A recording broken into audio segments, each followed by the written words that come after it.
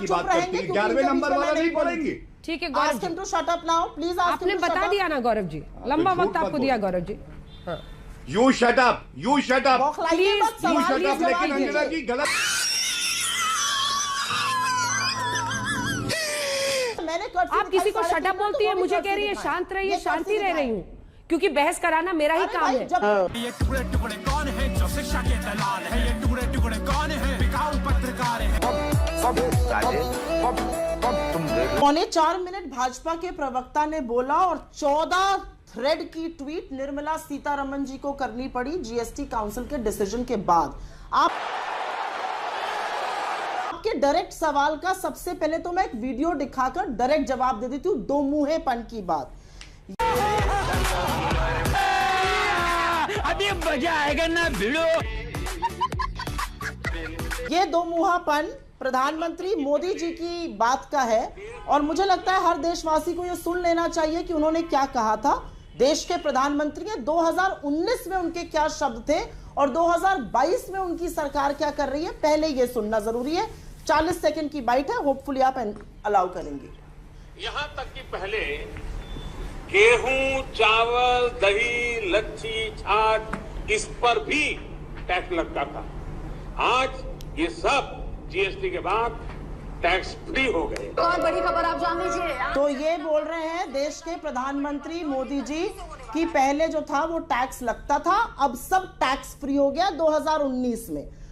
हम घर में घुस के मारेंगे। 2022 में फिर से सब पर टैक्स लगा दिया कि दो मुहा ये होता है। यहां पर बोला गया कि काउंसिल में कुछ बात हुई और बाहर आके कुछ बात हो रही है।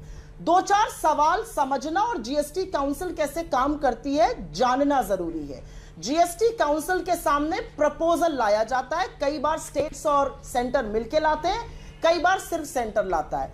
प्राइस इंक्रीज करना पैकेज प्रोडक्ट्स का प्रपोजल इंक्रीज जो आया था वो निर्मला सीतारमण जी की तरफ से आया था।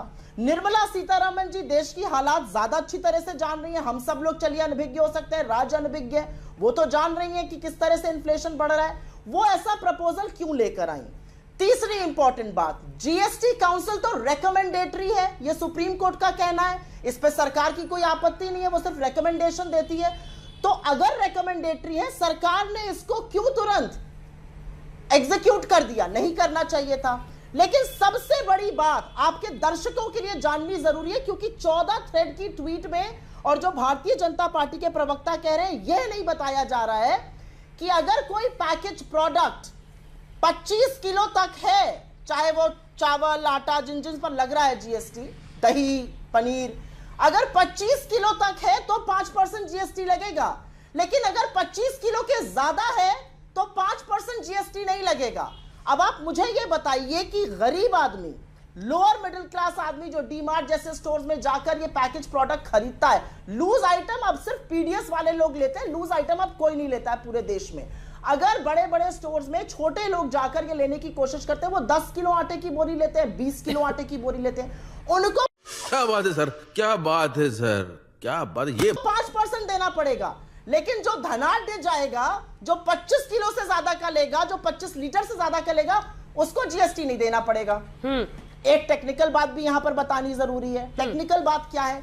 टेक्निकल बात यह है कि जो सरकार स्वच्छता का बहुत डींग हाँकती है, आप क्या यह कह रहे हैं कि पैकेज प्रोडक्ट क्योंकि हाइजीनिक होगा वो गरीब आदमी ना इस्तेमाल करे? गरीब आदमी को डिसइंसेंटिवाइज किया जाएगा, आप खुला ही लेते रहिए, उस पर टैक्स नहीं पड़ेगा। पैकेज पर आप टैक्स लगाएंगे 25 किलो तक, 25 किलो के बाद कोई टैक्स नहीं है। एक और बात कहना चाहती हूं और उसके बाद में अपनी बात बंद कर दूंगी।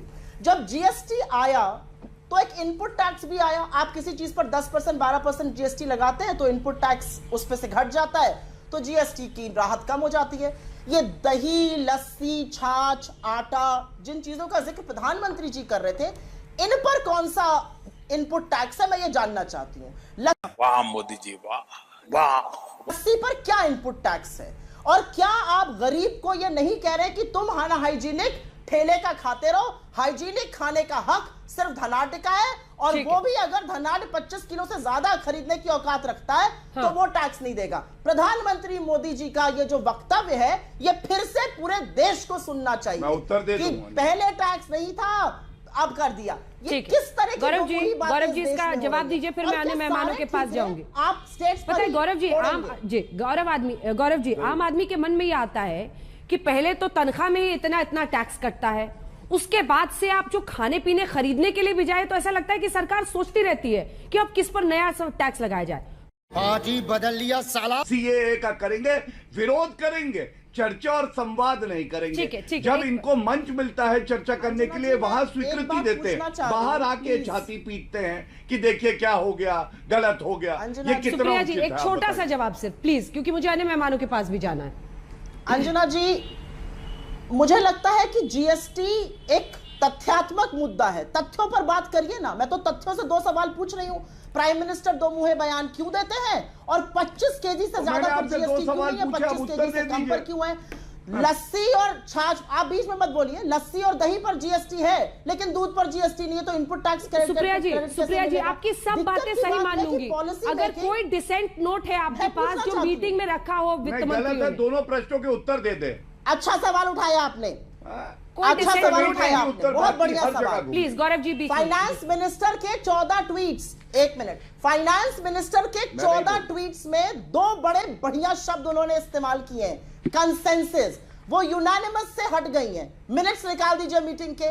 कंसेंसस का मतलब होता है डिसेंशन था लेकिन अंततोगत्वा सब लोगों ने मिलकर एक राय ले ली। यूनानिमस होता है सब एक पेज पर थे।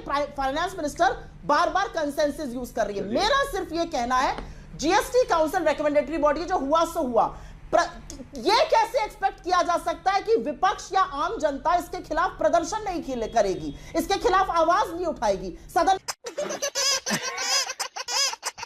में यह मुद्दा नहीं उठेगा। अगर सदन में महंगाई का मुद्दा नहीं उठेगा तो हम क्या आरती करेंगे सदन में बैठकर इन लोगों की? मैं ये पूछना चाहती हूँ आपसे। ठीक है, इसका जवाब दीजिएगा गौरव जी। तोड़ महंगाई है जहां पर आय घट मैं गई है। उत्तर दूंगा। नहीं, अभी नहीं, सरकार का मंशा क्या है? सौरभ जी, अजय जी के पास जाने दीजिए।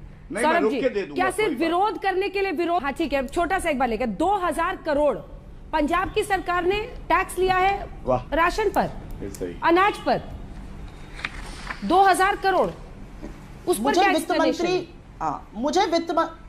मुझे वित्त मंत्री से बहुत डिसअपॉइंटमेंट है। लिखी औरत है, वो ऐसा क्यों झूठ कह रही है मुझे नहीं पता। आपको एक छोटा सा आंकड़ा दे देती हूँ। यहाँ पर बातें हो रही है कि सारे राज्य नसोच खटोच रहे हैं पैसे के लिए। जी नहीं, छत्तीसगढ़ जैसे छोटे राज्य के बारे में आपको बताती हूँ कि कॉम्पनसेशन क्यों देना पड़ा, क्यों वैट से लोग जीएसटी में आने को अग्री हुए, क्योंकि अरुण जेटली जी ने यह प्रॉमिस किया था कि इंडियन इकोनॉमी ग्रो होगी, आपका रेवेन्यू आएगा और जब तक नहीं आएगा आपको कॉम्पनसेशन मिलेगा। क्यों ऐसा करना पड़ा? छत्तीसगढ़ जैसे छोटे राज्य में 14,000 करोड़ रुपए का रेवेन्यू लॉस हुआ है जीएसटी के चलते। तो यहां पर कोई बैठ के प्रवचन न दे कि पैसे के लिए स्टेट्स कर रहे हैं, बिल्कुल नहीं। मैं फिर से वही बात पर जाऊंगी, प्रपोजल कौन लाया जीएसटी काउंसिल में? प्रपोजल का लाने का काम वित्त मंत्री सीतारमन जी ने किया। मैं एक बात और कहना चाहती हूं, निर्मला सीतारमन जी से बेटर कोई कंडीशन ही नहीं जानता है। 80 रुपए पे $1 पर रुपया टूट गया, रुपया जितना टूटेगा इन्फ्लेशन उतना बढ़ेगा, जीएसटी आप बढ़ाए जा रहे हैं। ये कौन सी इकोनॉमिक्स है? गौरव जी, अब सबका जवाब दीजिए। क्या कर रहा है? और अंत में एक बात, अंजना जी, एक बात का मैं आपके सामने जिक्र इसलिए करना चाहती हूं क्योंकि हर टीवी डिबेट पर ये होता है टैक्स पेयर पे मार। ये मार टैक्स पेयर पे नहीं है, ये मार हर इंडियन पर है, क्योंकि ये इनडायरेक्ट टैक्स है और ये गरीब से गरीब आदमी, अमीर से अमीर आदमी जितना दे रहा है। प्लीज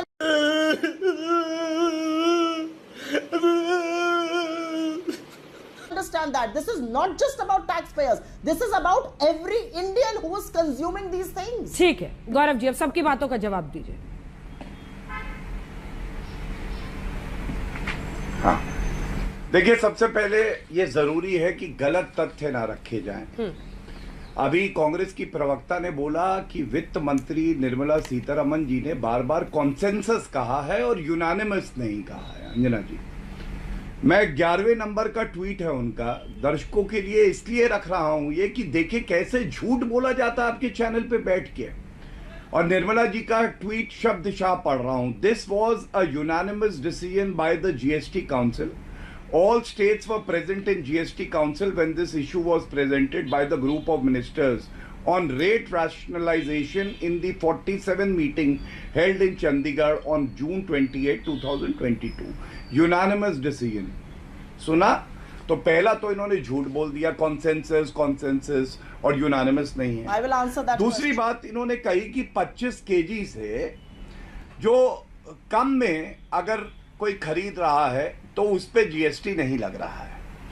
तो देखिए अंजना जी, एक बात समझनी होगी, कई बार ऐसा होता है पैकेज प्रोडक्ट है, लेकिन आम आदमी जो है, ये जो बंगले में रहते हैं ना, सिक्योरिटी में चलते हैं और जिनका जन्म ही एक उपनाम के साथ हुआ है, वो नहीं जानते, लेकिन वो 25 किलो से कम भी ले सकते हैं ये जो सारे प्रोडक्ट्स हैं। और इसीलिए आम आदमी का ध्यान रखते हुए ये निर्णय लिया गया है। तीसरी बात जो आम आदमी पार्टी ने करी, मैं वो भी उठाना चाहता हूं। देखिए, जो कोविड के संकट में भी ऑक्सीजन नहीं दे पाए, जो कि नरेंद्र मोदी जी की सरकार ने दिया, और इनको दही का, इनको चावल का, गेहूं का क्या पता होगा। ये तो शराब की जो दुकानें हैं वो खुलवा रहे थे टैक्स के लिए।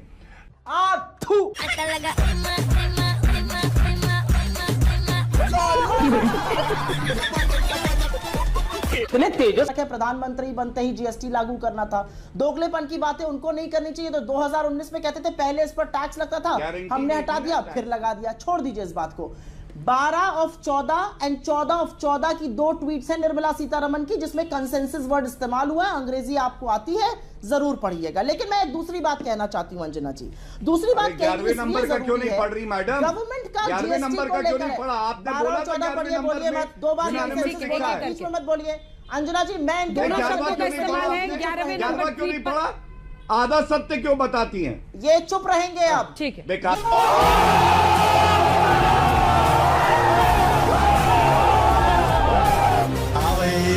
कैसी लगी?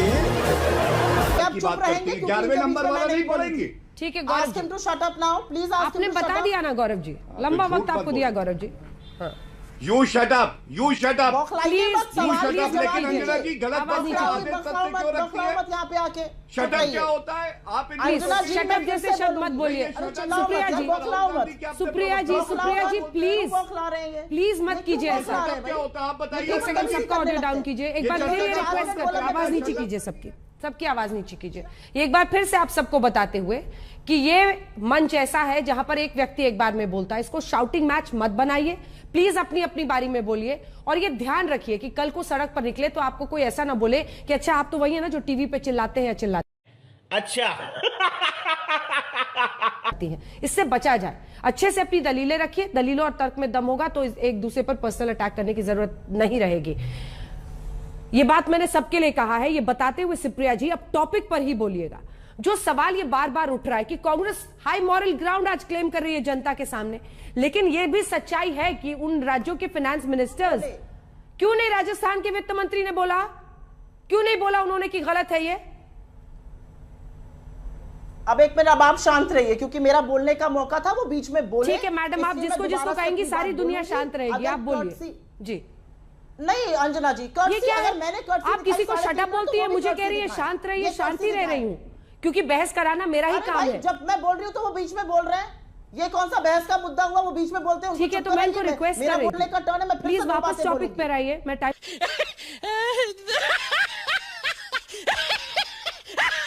ये तस्वीरें दिखाकर क्या साबित करना चाहता है तू? क्या साबित करना चाहता है तू? नहीं वेस्ट मैं करना दो चाहती। बातें फिर से बोलूंगी। दोगलापन शब्द का प्रयोग भारतीय जनता पार्टी के प्रवक्ता ने किया। दोगलापन मोदी जी ने दिखाया था। चीफ मिनिस्टर रहते हुए, वर्किंग ग्रुप चेयरमैन रहते हुए उन्होंने अपोज किया था जीएसटी को। 2019 में कहा था मैंने सब चीजों को जीएसटी मुक्त कर दिया, 2022 में जीएसटी सब चीज पर लगा दिया। यह दोगलापन होता है। आज यह समझना है कि क्या मोदी सरकार के लिए जीएसटी एक टैक्स कमाने का जरिया है या ये कंजम्पशन टैक्स है जो हर कंज्यूमर को देना पड़ रहा है। अगर कंजम्पशन टैक्स है जो इर्रिस्पेक्टिव ऑफ 2% लोग इस देश में इनकम टैक्स फाइल करते हैं, लेकिन 100% लोग जीएसटी देते हैं किसी ना किसी चीज पर, तो ये टैक्स लॉबी के पीछे बिल्कुल ना छपा जाए कि हमने उनका टैक्स नहीं बढ़ाया। आपने 5% टैक्स सबसे रिच इंडियंस का घटाया, जबकि 86% इस देश की आबादी की आय 1/3 हो गई थी। छोड़िए उस बात को। ये कहते हैं अनएम्प्लॉयमेंट 4.7% अनएम्प्लॉयमेंट देकर आपको हम गए थे 7% से ऊपर लगातार चल रहा है। लगातार आरबीआई के कंफर्ट जोन से ऊपर इन्फ्लेशन चल रहा है।